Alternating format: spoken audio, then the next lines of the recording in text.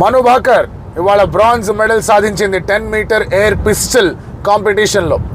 Tokyo ఒలింపిక్స్లో వెళ్ళినప్పుడు కూడా ఇదే కేటగిరీలో మను Bhaker was 1 in qualification.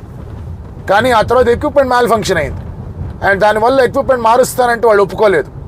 And అక్కడ ప్రెషర్లోకి వెళ్ళిపోవడం, టైం వెళ్ళిపోవడం అండ్ తను సరిగ్గా పర్ఫామ్ చేయలేకపోయింది.